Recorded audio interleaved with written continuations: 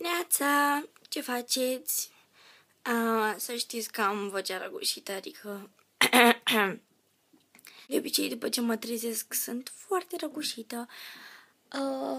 Abia ce m-am trezit bine e vreo 1, cred că ceasul 1:30 și o să mă aranjez și eu să cobor la masă și nu știu, mă gândeam astăzi că vreau să merg până în Sinaia. Vreau să-mi iau ceva.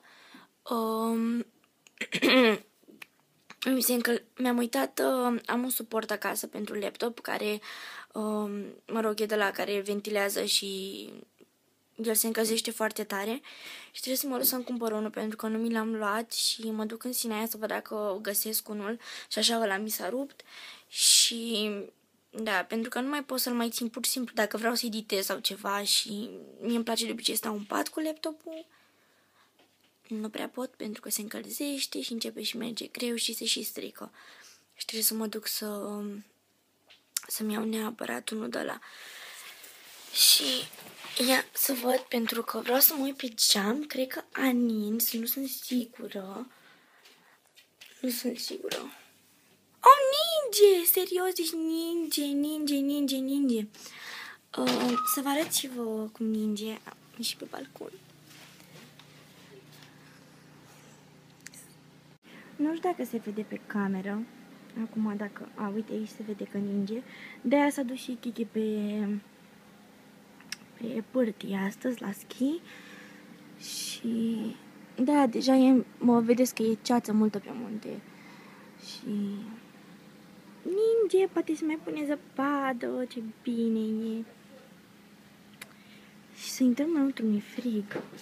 Aseară am stat și am meditat și n-am putut să pun niciun videoclip pentru că nu mergea netul. Și astăzi trebuie neapărat să le pun, adică am întârziat mult cu vlogurile și chiar dacă am filmat, pur și simplu nu mergea să le pun. Și o să înțelegeți voi care sunt zilele, adică de la prima zi, primul vlog, zilele următoare, adică ei sunt în ordine. Dar n-am avut cum să le pun fix în ziua respectivă și...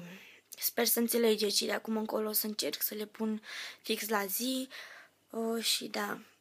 M-a luat cu frig, am ieșit, doamne, mi-e frig rău de tot acum. Aseară am stat și m-am jucat și Chicken Invaders, serios, adică am fost foarte obsedată de jocul ăsta când a început prima oară, când a apărut, doamne, când a început, când a apărut prima oară și... nu știu, l-aveam acolo în calculator și am zis, hai să mă joc.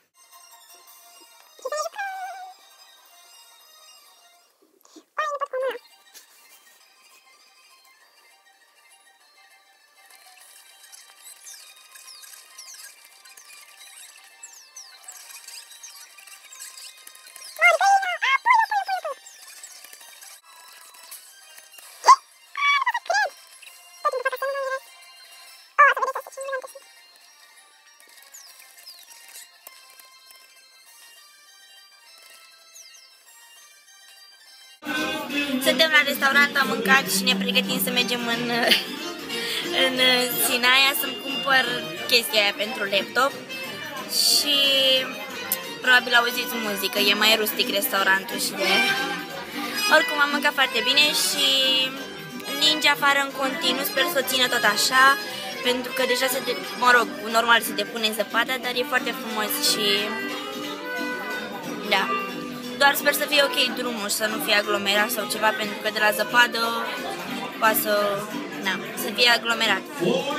Și vorbim mai încolo. Am ajuns acasă, am fost să-mi iau tâmpenia pentru laptop, asta eu sper să fie bună și să încapă. Ia dezfăl tu, te rog. Și mi-a ajuns un colet, bine, din Kenya și de la Sandra și vreau să văd ce am primit. Ia, lasă-o ăla, filmează tu să văd. Arată mișto. Și mi-a adus un set cu 3 oje. Una nu vine. Ce culoare e asta? Argintie.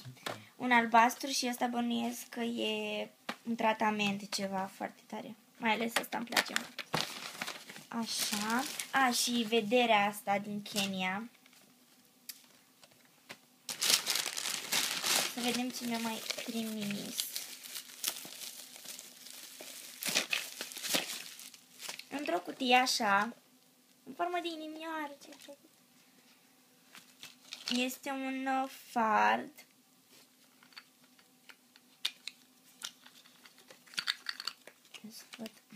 Nu pot să-l scot. Un fard negru.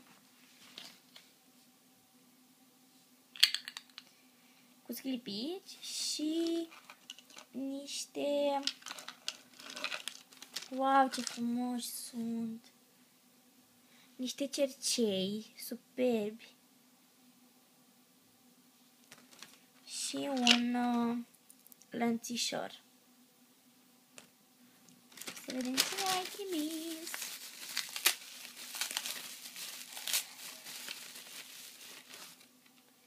Asta nu știu ce e. Arată ca un eyeliner, cred. Să-l desfacem. Că-s curioasă. Ia să vedem. E un eyeliner de ăsta, un tip creion, da, e creion, mă rog. Nu știu, dar e negru. Da, creion negru, practic. Foarte tare.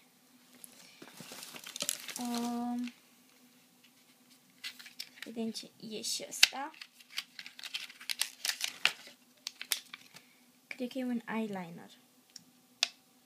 Nu. Sau ce e ăsta? Nu cred că e de buze, nu știu ce e. E far de ochi. E far de ochi, zice că e waterproof. Foarte frumos. Super. Culoare. Mentolar, nu știu ce. Ăsta e lip gloss. Și cu ruj. Adică văd ruj aici și scrie și... e și ruj și lip gloss. Ia să vedem. Wow, ce cremos e. Super. Și luciul de buze. Foarte frumos e. Îmi place rujul mult, nu-i mișto? Și un luciu de buze de la MAC, da. Ia să văd culoarea.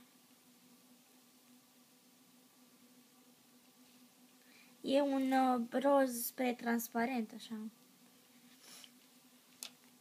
Să văd. Mai e ceva aici.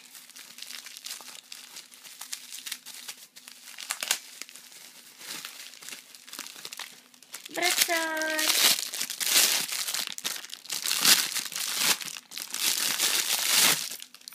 Sunt brățări de astea cu mai multe...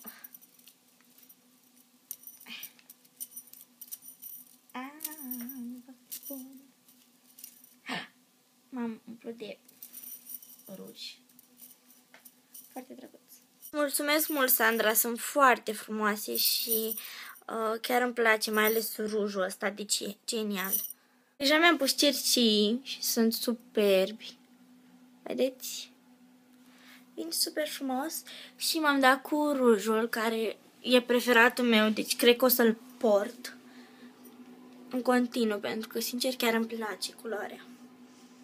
E un roz de la frumos, nu știu, mie îmi place. Mi-am făcut și unghiile cu setul care mi l-a dat și n-am știut că e o ojă care se crapă. Și foarte mișto a ieșit. Vedeți? Bine, m-am măjit puțin, trebuie să mă curăț după ce se usucă. Dar îmi place mult culoarea și, mă rog, combinația asta dintre culori. Și nu știu dacă o să vede, am ieșit pe balcon. Vreau să vă arăt cât de mult a nins. Fața noastră. Ninge! Vreau să vă arăt cât de tare ninge și cât de frumos ești, ca în povești. Nu doare! Nu mă aud. Da, se aude. Se aude tot. Ninge foarte, foarte frumos. Și uitați, s-a pus mai multă zăpadă aici. Și am să ies puțin, deși o să mă ud, să vedeți afară. Aha, m-am udat la șosete.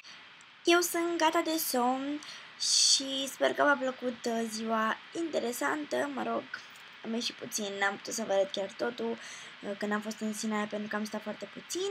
Cum vreau să postez videoclipul și să fac asta zilnic pentru că îmi place foarte mult să vă arăt pe unde merg și ce fac și să postez videourile la zi.